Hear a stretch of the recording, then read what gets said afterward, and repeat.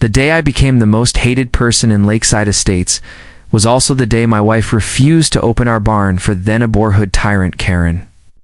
Wellington stood at our gate clipboard clutched like a weapon, pounding it against thiefens, while demanding immediate inspection of our livestock barn. When my wife politely declined, Karen whipped out their phone and dialed 911. With the triumphant smile of someone who thinks they hold all the cards, but there was one tiny detail Karen didn't know the woman. She just reported for Nan, cooperating with authorities happened, Tobe, the newly appointed police chief of our district, when the patrol car pulled up and my wife stepped out in her crisp new uniform. Karen's face went whiter than fresh paint. You think that's where this story ends? Think again.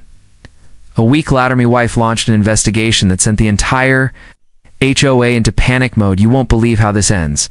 Where are you watching from? Drop a comment below. Karen thought she could call the cops to flex her power, never realizing she just summoned her boss. I never thought I'd be the guy fighting a homeowners association, but life has a twisted sense of humor. My name is Marcus Ashford, and 6 months ago, I inherited 15 acres of primorial estate in what used to be farmland before developers decided to build McMansions around it. The property came with a 1952 barn that my grandfather built with his own hands, complete with weathered wood siding and a rusty tin roof that sang in the rain. Most people saw it as an eyesore, but to me, it was a connection to family history that it couldn't put a price on. When Sarah and I moved in, we knew the Lakeside Estates HOA wasn't thrilled about having actual agriculture in their picture perfect suburban paradise. Sarah Chen Ashford, my wife of 3 years, had just transferred from the state police to become the new district police chief,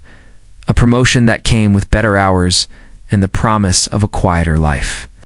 We figured the worst we'd face would be complaints about our chickens being too loud, or maybe some pushback about our vegetable garden not meeting the community's aesthetic standards. Karen Wellington introduced herself on our second day by marching up our driveway with a folder.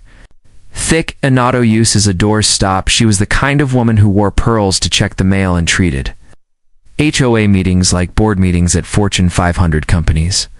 Her perfectly styled blonde hair never moved Devon in strong wind, and she had the unsettling habit of speaking to adults like they were children who'd forgotten their homework. Welcome to Lakeside Estates, she'd said, not bothering with pleasantries. I'm sure you're aware Thatha's community maintains certain standards. This barn situation will need to be addressed immediately. The barn situation became Karen's obsession over the following weeks. She'd drive by our property twice daily, sometimes stopping to take photos with a telephoto lens that looked like something a private investigator would use. Sarah and I would watch from our kitchen window as Karen measured distances from the road, consulted thick rule books and meta notes on her ever-present clipboard.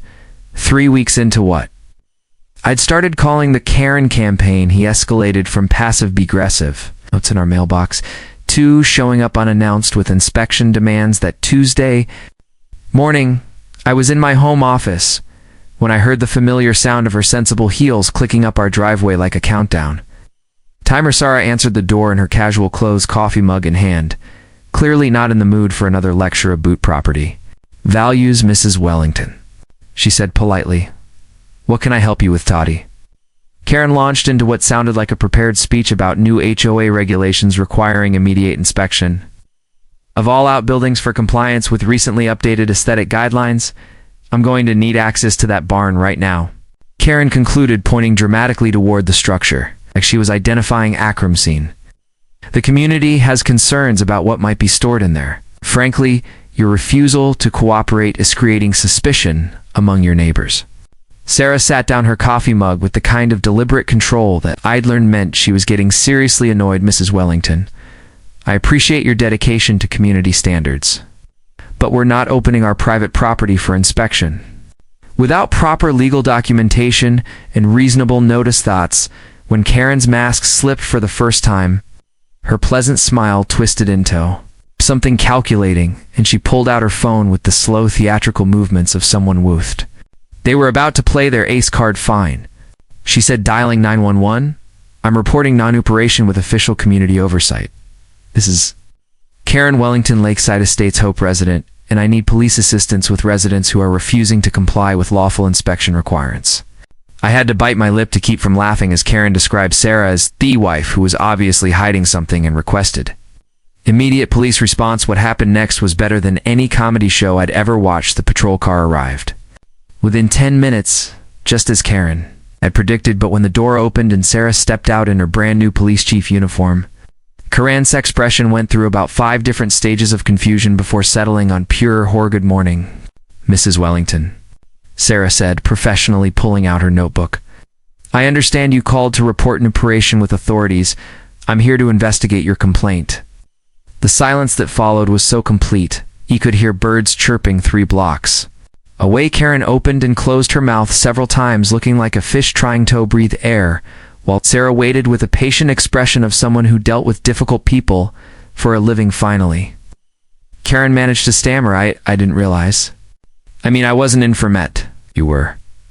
Her voice trailed off as the full implications began sinking in. But as she reached her BMW, Karen stopped and turned back toward us with an expression that sent chills down my spine. The embarrassment was gone, replaced by something much more dangerous. This is interesting, she said quietly, her voice carrying clearly in the morning air. I have orders placed outside the catalog for dealing with difficult cases like this. The phrase was oddly specific, almost like code, and the way she said it made me think of business transactions rather than community disputes. As Karen drove away, I found myself remembering something my grandfather had told me years ago. When I was helping him fix fence posts, son, he'd said, wiping sweat from his forehead, protecting this land isn't just about being strong, it's about being smarter. Our secrets here that you'll understand when the time comes. Standing in the same barn where he'd spent countless hours, I wondered if that time had finally come. Karen's behavior was too calculated to be just about HOA aesthetics. Whatever she was planning, she just made one crucial mistake by underestimating both me and the woman I'd married. The next 48 hours taught me that Karen Wellington didn't just lose gracefully, she weaponized her embarrassment. By Thursday morning, my phone was buzzing with notifications from the Lakeside Estates Facebook group where Karen had posted a carefully crafted narrative about Polosek eruption and family members protecting each other instead of serving the community. Her post, complete with photos of our property taken from multiple angles, painted Sarah and me as power-abusing conspirators who were hiding something sinister behind our refusal to allow routine community safety inspections. Karen's social media offensive was surgical in its precision. She shared news articles about police misconduct from other states, outlets, and used phrases like accountability and public trust with the skill of someone who understood exactly how to manipulate public opinion. By Friday afternoon, the local newspaper had picked up the story with a headline that made my stomach drop. New police chief's family refuses community safety inspection, conflict of interest or abuse of power. The pressure reached Sarah's office by Monday morning. Her captain called to inform her that Internal Affairs was opening a preliminary inquiry into potential conflicts of interest and that she should avoid any direct involvement in HOA matters until the investigation came. Sarah came home that evening looking like she'd aged 5 years in one day, 20 years building my reputation, said, sitting heavily at her kitchen table, and this woman might destroy it before even had a chance to prove myself in this job. But while Karen was busy playing media manipulation games, I was making some discoveries of my own. My neighbor Jimmy Rodriguez had been unusually quiet since the Karen incident, and when I finally cornered him at his mailbox, the reason became clear. Jimmy, a retired Army sergeant who'd always struck me as the most straightforward guy in the neighborhood, looked genuine cordial as he glanced around to make sure no one was watching us. Marcus said quietly, "There's something you need to know about Karen. She's been having some very interesting phone conversations about cash payment orders and nighttime delivery schedules."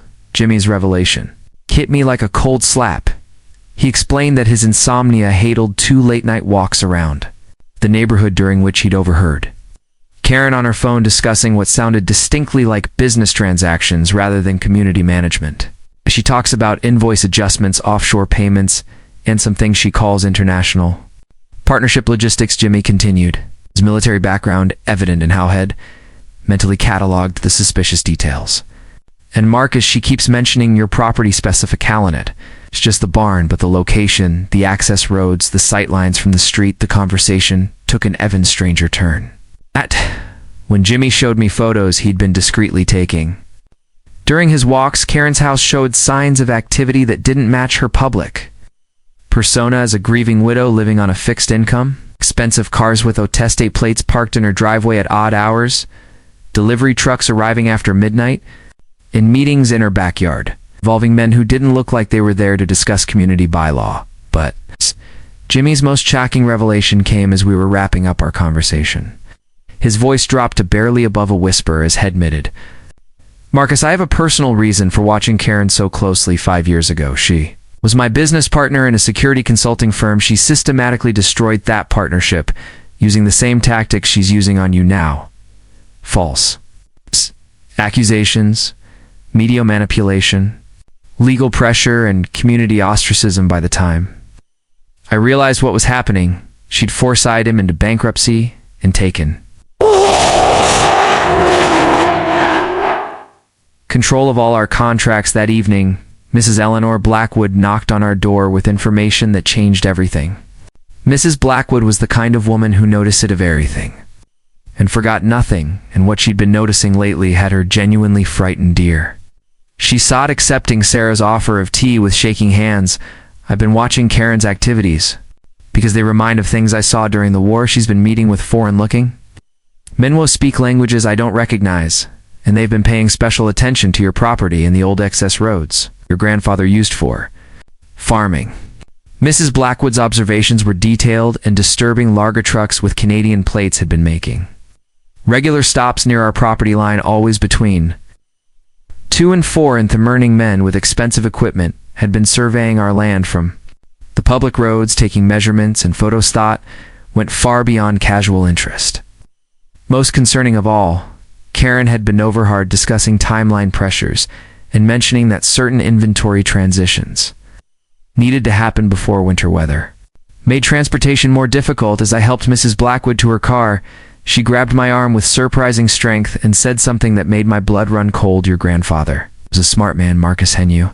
Some people would want this land for the wrong reasons. He told me once that he'd made sure it could never be missed, but he never explained what he meant that night." Sarah and I sat up later discussing our options. Karen had successfully neutralized Sarah's official authority through her media campaign, but she'd also revealed that our property was the center of something much larger than HOA politics. The morning after Mrs. Blackwood's visit, I called Jimmy and suggested we meet for coffee at the diner outside our neighborhood. If Karen was monitoring our activities as closely as it seemed, having this conversation away from Lakeside States felt like the smart move. Jimmy arrived, looking like he hadn't slept much, carrying a manila folder that he kept close to his chest. As we found a corner booth away from other customers, "I've been thinking of Butchwit. You told me," I said, stirring sugar into my coffee, "and I need to understand exactly how Karen operates. If she destroyed your business, she'll have a playbook for destroying us." To Jimmy opened the folder and spread out documents that painted a disturbing picture of Karen's methods. Bank statements, email printouts, legal correspondence, and newspaper clippings told the story of how a woman could systematically dismantle someone's life while maintaining plausible deniability. "She starts with reputation destruction," Jimmy explained, pointing to articles about his security firm's alleged mismanagement, false complaints to licensing boards, carefully orchestrated social media campaigns that make you look incompetent or corrupt. By the time you realize what's happening, half the community believes you're a problem that needs to be solved. The financial records were even more revealing. Karen had used her position in their partnership to redirect contracts to shell companies she controlled, while simultaneously filing complaints about Jimmy's work quality with their clients. When Jimmy tried to fight back, she'd already positioned herself as the responsible partner, trying to save the business from his mismanagement. "The worst part," Jimmy said, his voice heavy with old pain, "waste that. She made it look like I was the one causing problems. Every move I made to defend myself, she'd already anticipated. Turned into evidence against me." But Jimmy's research hadn't stopped with his case. Over the past 5 years, he'd been quietly investigating Karen's activities and had discovered a pattern that went far beyond personal revenge. "She's done this before, Marcus.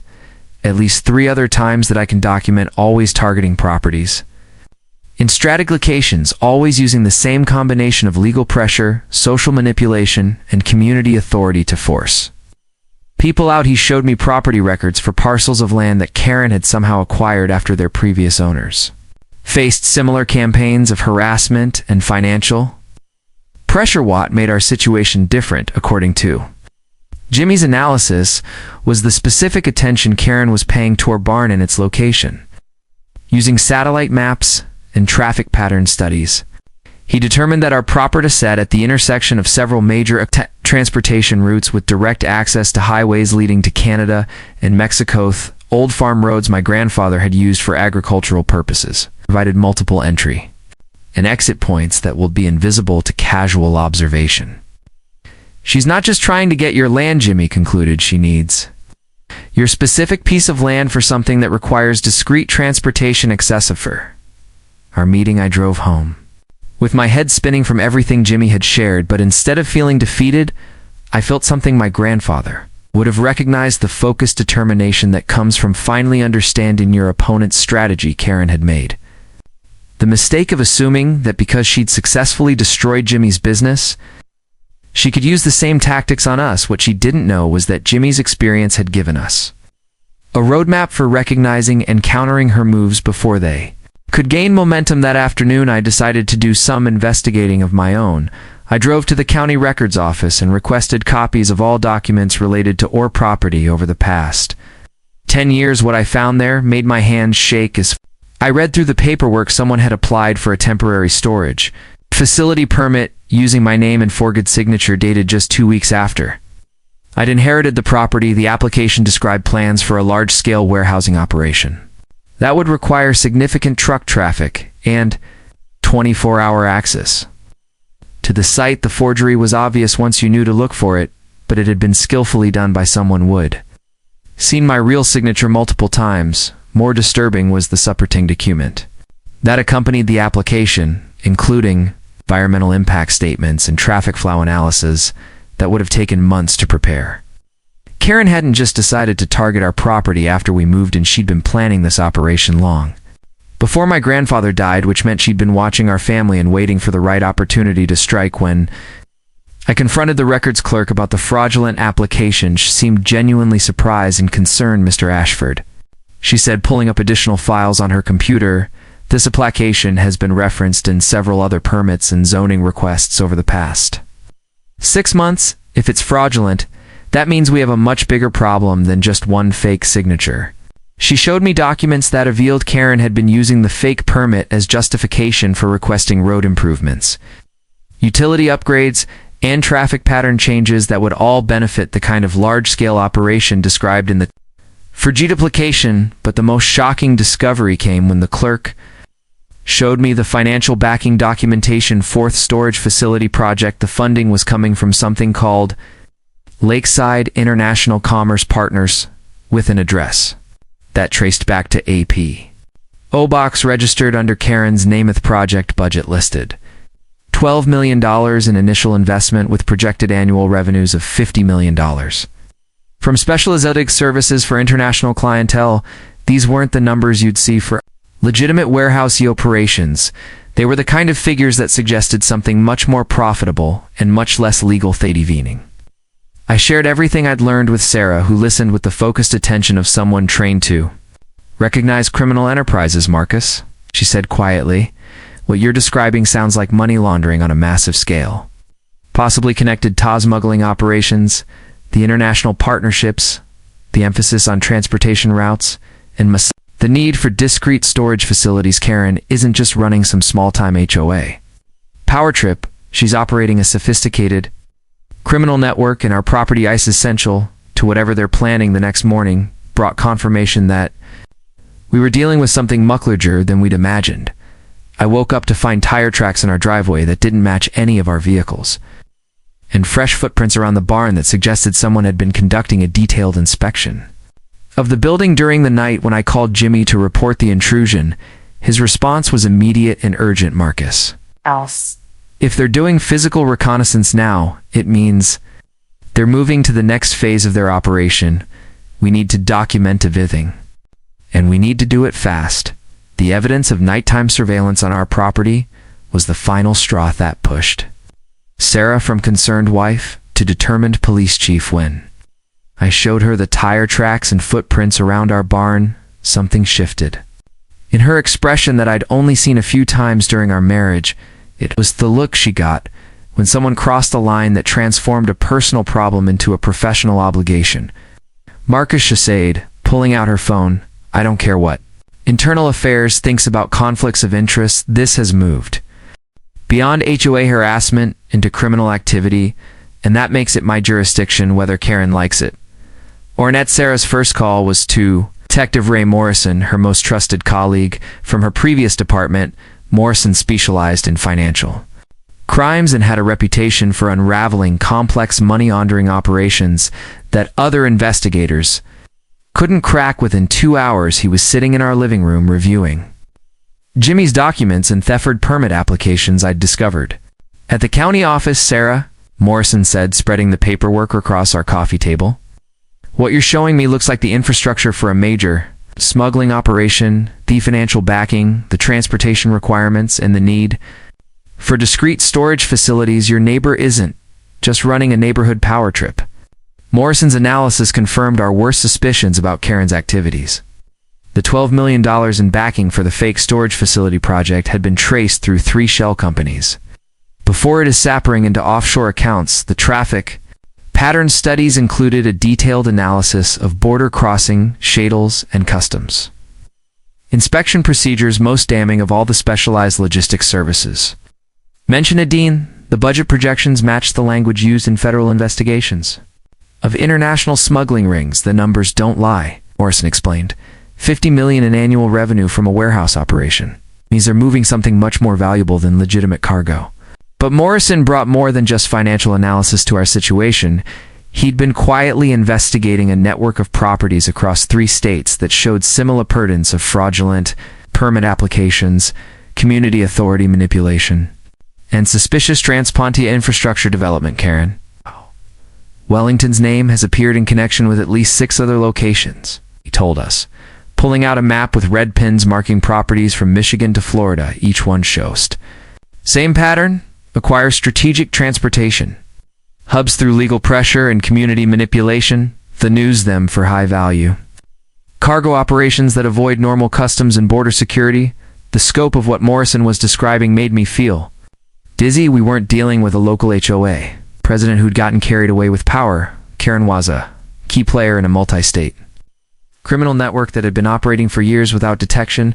Our property pressed at a crucial link in a chain that allowed illegal cargo to move seamlessly from Canada to Mexico, while avoiding the kind of scrutiny that legitimate shipping operations faced at official border crossing. Sarah's decision to officially involve law enforcement triggered an immediate escalation from Karen's side. The next morning, we woke up to find legal papers taped to our front door. Karen's lawyers had filed for emergency injunctive relief, claiming that our property posed immediate and substantial risks to community safety due to unpermitted structures and potentially hazardous storage activities. The filing demanded immediate access for court-appointed inspectors and threatened daily fines of $10,000 until we complied with mandatory safety protocols. The legal paperwork, it was impressive in its thoroughness and expensive in its preparation. Karen had been working with attorneys who specialized in property disputes and knew exactly how to use emergency procedures to force immediate action. The judge had granted a preliminary hearing for the following Tuesday, giving us less than a week to prepare our defense against accusations that were technically true but completely misleading. Yes, we had unpermitted structures because the barn predated modern permitting requirements. Yes, we were storing potentially hazardous materials because we kept gasoline for our tractor and fertilizer for our garden. But the most troubling aspect of Karen's legal offensive was how quickly it had been prepared and filed. The documents referenced site inspections and safety assessments that would have taken weeks to complete, suggesting that Karen's legal team had been developing the strategy long before our recent confrontation. She'd been building a legal case against our property while simultaneously developing her fraudulent permit applications, creating a 2-pronged attack that would either force us to sell or give her the access she needed for her smuggling operations. That afternoon, Sarah made a decision that fundamentally changed the dynamic of our conflict with Karen. "I've been reactive instead of proactive," she told me as we sat in Morrison's office reviewing our legal options. "Karen's been setting the agenda, choosing the battlefield, controlling the timeline. It's time for us to take the initiative." She turned to Morrison with the kind of focused intensity that had made her such an effective investigator. "Ray, I want to know everything about Karen Wellington's financial activities, her business associates, and her travel patterns. If she's running a smuggling operation, there will be evidence and I'm going to find it." Morrison's response was immediate and enthusiastic. "Sarah, what we're proposing is exactly what we need to shut down this entire network, but if we're going to do this, we need to do it right. Full surveillance, financial analysis, coordinated with federal agencies. Karen Wellington is about to discover that threatening a police chief's family was the biggest mistake of her criminal career." The conversation that followed involved discussions of wiretap warrants, surveillance protocols, and coordination with Homeland Security. That made it clear we were no longer dealing with a neighborhood dispute, but even as we planned our investigative cocktail, Karen was preparing her escalation that evening.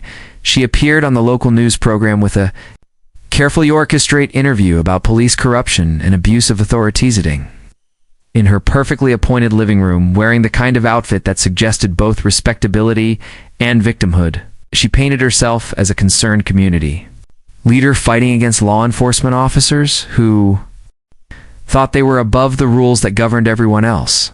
"I'm just trying to protect our neighborhood," she said with practiced sincerity, "but apparently that makes me a target for intimidation by people who should be serving our community, not threatening it." The news segment ended with Karen making a direct appeal to viewers about the importance of holding public officials accountable, complete with our address displayed on screen and an invitation for concerned citizens to contact the city council about police misconduct. By the time the broadcast finished, our phone was ringing with calls from reporters, activists, and angry citizens who'd been convinced that Sarah was using her position to protect illegal activities on our property.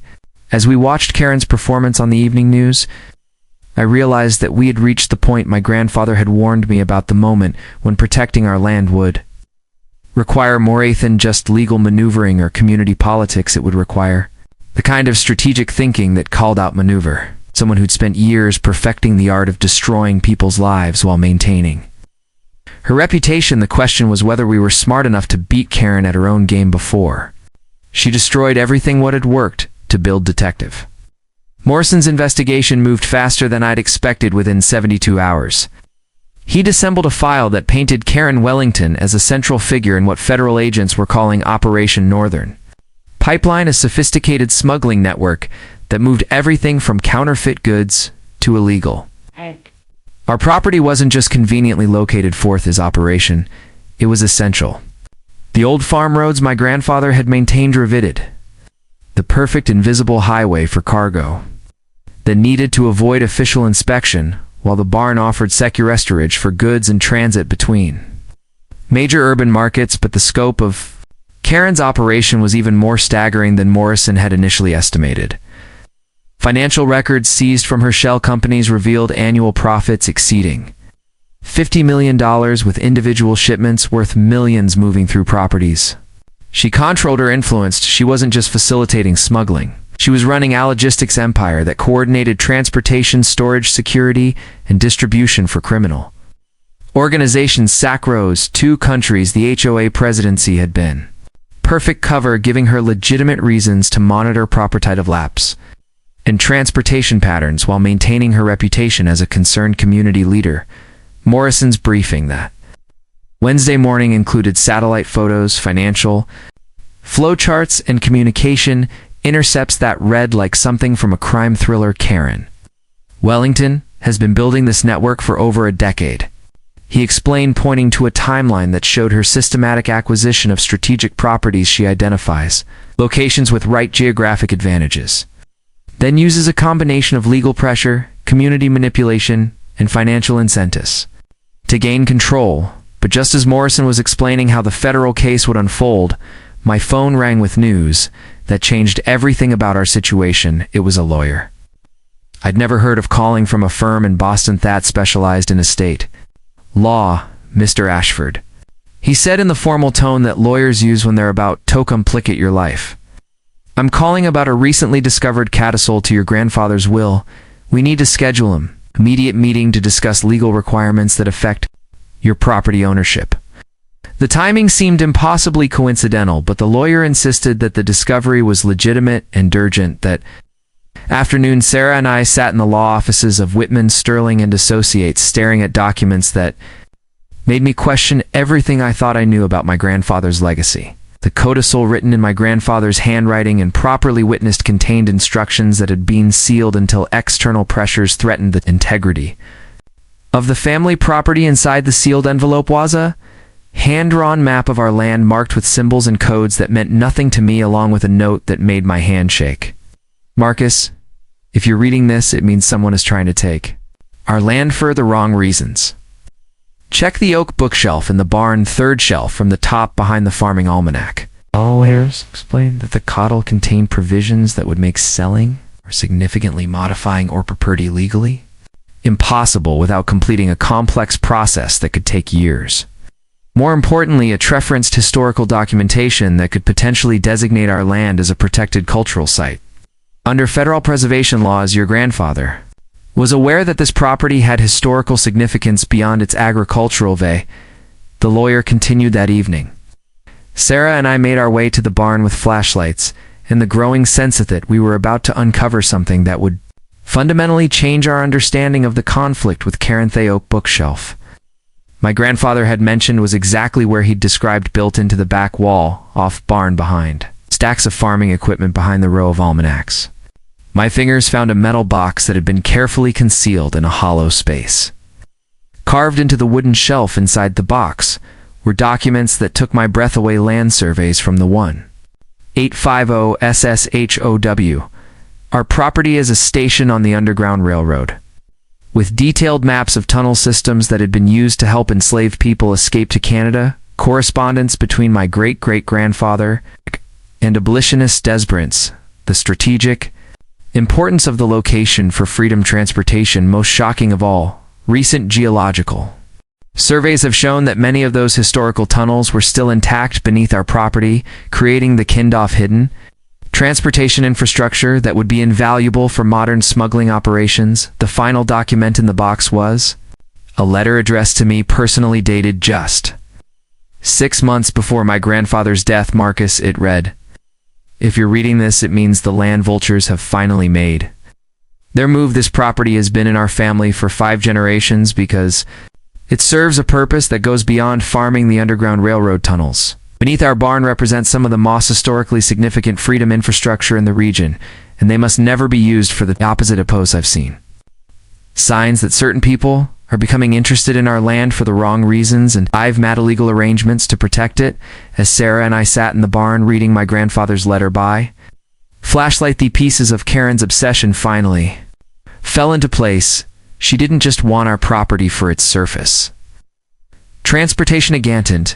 She knew about the underground tunnel system and understood that it would provide perfect concealment for smuggling operations that needed to move large quantities of goods without any possibility of detection.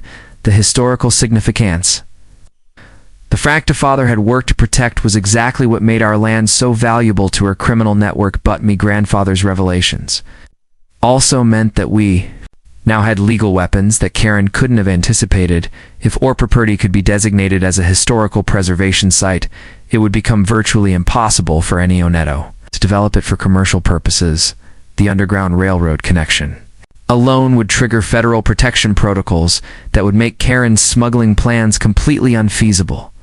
The question was whether we could navigate the legal process quickly enough to stop her before she decided that, if she couldn't control our land shed, find a way to destroy it instead. The morning after our discovery in the barn, Karen Wellington made her first major mistake. Instead of disappearing or backing down when she realized we'd uncovered the historical significance of our property, she doubled down on her aggression in a way that revealed just how desperate she'd become. At 7 o'clock me found her standing in our driveway with 2 men I'd never seen before, both wearing expensive suits and the kind cold expressions that made me immediately think of organized crime. "Mr. Ashford," Karen called out as I approached her, voice carrying none of its usual calculated politeness. We need to discuss a reasonable resolution to our property dispute before this situation becomes unnecessarily complicated for everyone involved. The threat was barely veiled, and the presence of her companions made it clear that Karen had moved beyond legal maneuvering into something much more dangerous. But what she didn't know was that Morrison had anticipated exactly this kind of escalation. Sarah's phone buzzed with a text message that simply read, "Package delivered," which meant that federal surveillance equipment had been monitoring our property since midnight. Every word of Karen's threatening conversation was being recorded by agents who were positioned to intervene if the situation turned violent. But Karen's desperation led her to reveal information that the federal investigation had been trying to conform for months. "You have no idea what you're interfering with," she continued, her carefully maintained facade cracking under pressure. "This operation involves partnerships that span multiple countries and generate revenue streams that your little farm could never compete with. The smart thing would be to axe our generous offer and walk away before you find yourself dealing with people who don't have." My patient's one offer companion stepped forward and handed me a folder containing what appeared to be a purchase offer for our property at 3 times its assessed value. The offer itself was suspicious enough, but the supporting paperwork revealed details about Karen's operation that she hadn't intended to share. The purchasing entity was listed as Northern Gateway Logistics with corporate addresses in Toronto, Buffalo, and Tiana that formed a perfect corridor for cross-border smuggling. The timeline for the purchase completion was listed as immediate with financing. It's already secured through what the documents described. A international investment partnerships, most revealing of all the intended use, was described as specialized transport and storage facilities 4 times sensitive cargo operations. After Karen and her associates left, Sarah made a phone call that set in motion the final phase of the federal investigation. "Morrison," she said, putting the call on speaker. "So, could hear they just handed us everything we need to move against the entire network. Karen's getting sloppy because she's running out of time. Her international partners are putting pressure on her to secure our property immediately." Morrison's response was immediate and decisive. "Sarah, we're moving to the arrest phase. Karen Wellington and her associates are about to discover that threatening federal witnesses was the final mistake of their criminal careers." But before the federal agents could move against Karen, Jimmy Rodriguez appeared at our door with information that added an even darker dimension to our understanding of her criminal activities. "Marcus," he said, his military bearing more pronounced than he'd ever seen it, "I've been doing some research into Karen's personal history, and what I found changes everything about why she's so desperate to control your property." He pulled out a folder containing newspaper clippings, police reports, and insurance documents that painted a disturbing picture of Karen's transformation from grieving widow to criminal mastermind. The official story of Karen's husband's death had always been a tragic car accident on a rainy night 3 years ago, but Jimmy's investigation had uncovered inconsistencies in the police report insurance payouts that seemed unusually large, and witness statements that had been mysteriously amended after the initial investigation. "Marcus," Jimmy said quietly, "I don't think Karen's husband died in an accident. I think she killed him when he discovered her criminal activities and threatened to expose her. The evidence was circumstantial but compelling. Her husband had been asking questions about Karen's financial activities in the weeks before his death, and he'd made appointments with both a divorce lawyer and an FBI field office that he never lived to keep." But Jimmy's most shocking revelation was that Karen's entire HOA presidency had been built on a foundation of lies and manipulation. The other board members weren't just complicit in her activities. Most of them didn't exist. "I've been checking voter registrations, property records, and social media profiles," Jimmy explained. "Half the people listed as HOA board members are either dead fictional or haven't lived in this area for years. Karen has been operating a fake homeowners association to give herself the legal authority she needed to pressure property owners and justify her inspection demands." That afternoon, Morrison called with news that the federal investigation was moving into its final phase. "Karen Wellington is about to discover that we've been watching her activities for months," he said. "We've identified her international pores, tracked her financial networks, and documented enough criminal activity to shut down the entire operation. But Marcus, we need you and Sarah to stay safe for the next 48 hours while we coordinate arrests across multiple states and countries. But even as Marison was assuring us that Karen's criminal empire was about to collapse, events were moving faster than anyone had anticipated that evening. As Sarah and I were reviewing the federal protection protocols, we heard vehicles approaching our property. Looking out our window, we saw Karen's BMW followed by two large trucks with Canadian plates, the same vehicles that Mrs. Blackwood had been reporting for weeks. Karen was making her final move, and it was clear that she'd decided if she couldn't control our property through legal means, she would take it by force. As the federal agents led Karen away in handcuffs, her final words carried an mystical threat: this operation involves people who don't accept failure, and they will not let you destroy your self planning because of your sentimental attachment to family history.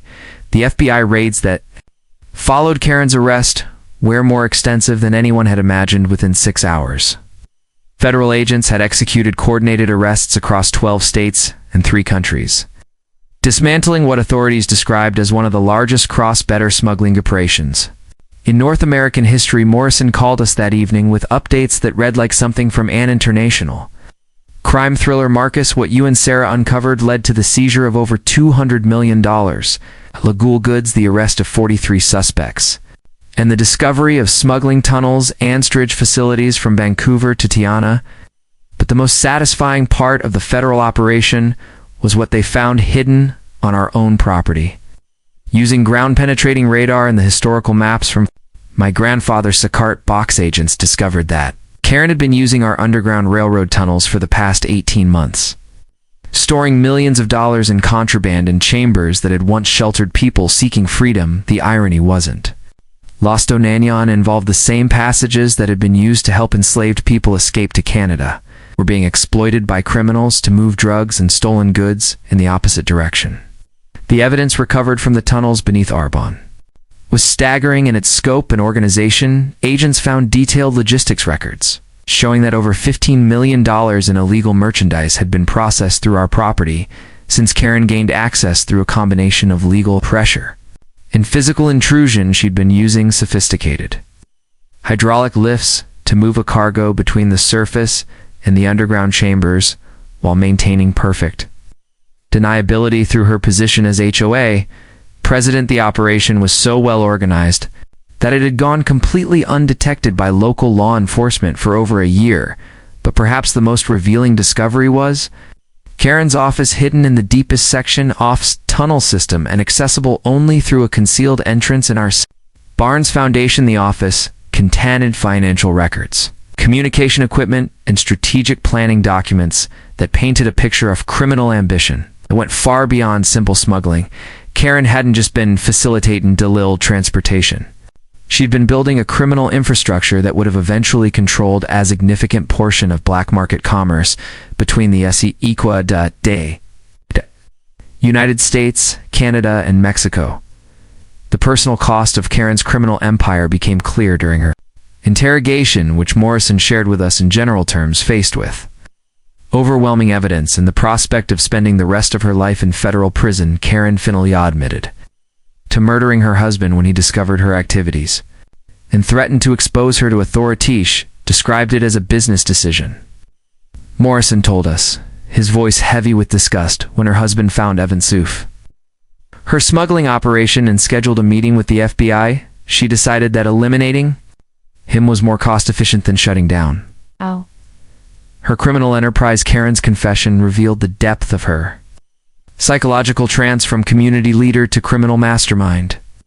She'd started with small-scale fraud and property manipulation, but the financial rewards had gradually corrupted her sense of morality, until she was capable of murdering the person closest to her to protect her illegal operations. Shuttled the interrogators that she'd lost everything once when her husband died, the first time from cancer, and she was determined never to feel powerless again. Morrison explained the control and financial security that crime provided became more important to her than any human relationship or moral consideration. But the federal investigation also vindicated my grandfather's foresight in protecting her property through legal mechanisms that Karen couldn't have anticipated. The historical significance, documentation, thought he'd carefully preserved, proved essential in establishing federal protection for the Underground Railroad tunnels, ensuring that they could never again be used for criminal purposes. Within a week of Karen's arrest, our property was officially designated as a National Historic Site with permanent federal oversight to prevent any future exploitation of its historical resources. The legal protections that my grandfather had put in place also meant that we were entitled to significant compensation for the damage that Karen's operation had caused to our property and/or lives of federal government. Seizure of her criminal assets resulted in a settlement that not only covered all our legal expenses, but also provided funding for the Marcus Ashford Heritage Foundation, dedicated to preserving Underground Railroad sites and educating communities about the ongoing importance of protecting historical resource. But the most meaningful aspect of our victory over Karen's criminal enterprise was the impact it had on our community and our understanding of civic responsibility. The revelation that our HOA had been a front for international smuggling operations prompted a complete reorganization of community governance with new transparency requirements and citizen oversight mechanisms that would prevent similar deception in the future. Sarah and I were asked to lead the new Lakeside Estates Community Association with a mandate to ensure that local authority would never again be used to facilitate criminal activity. 6 months after Karen's conviction and sentencing to life in federal prison, Sarah and I stood in our barn looking at the restored Underground Railroad tunnels, now officially protected and preserved for future generations. The chambers that had once hidden smuggled goods whereupon converted into an educational museum that would teach visitors about both the historical significance of the Underground Railroad and the importance of community vigilance in preventing criminal exploitation of historical resources. The irony of our situation wasn't lost on either of us. We'd moved to Lakeside Estates seeking a quiet life away from the complexities of urban law enforcement, only to find ourselves at the center of an international criminal investigation. But in fighting to protect our family's land, we'd also help it preserve an important piece of American history and demonstrated that ordinary citizens could make a difference when they refused to be intimidated by people who believed that wealth and power put them above the law. The final chapter of 4 conflict with Karen Wellington came during her sentencing hearing when the federal judge took the unusual step of acknowledging our role in exposing her criminal enterprise. Mr. and Mrs. Ashford, the judge said, your courage in standing up to organized criminal activity and your commitment to preserving historical resources serve as an example of the civic responsibility that makes our justice system possible. This case demonstrates that criminals, no matter how sophisticated their operations or extensive their resources, cannot succeed when faced with citizenship, are willing to fight for what's right. As we drove home from the courthouse that day, Sarah and I reflected on how our understanding of community responsibility had been fundamentally changed by our experience with Karen. We'd learned that protecting what we value requires more than just legal documents or good intentions. It requires the willingness to stand up to people who believe that other people's rights are obstacles to be overcome, obstacles to be respected. Our grandfather's wisdom about protecting the land with intelligence or than force had proven correct, but it had also taught us that sometimes the most important battles are the ones that force you to discover strength you didn't know you possessed. If this story resonated with you, please give it a thumbs up and consider subscribing to Haber Stories for more tales of justice, courage, and the power of doing what's right. Sometimes we all need reminding that good people can win when they refuse to give up. Sometimes the most important battles we fight aren't the ones we choose, but the ones that choose us. Marcus and Sarah's story reminds us that standing up for what's right often requires more courage than we think we possess, but reveals strength we never knew we had when faced with people who believe power gives them the right to take what isn't theirs. Ordinary citizens can make an extraordinary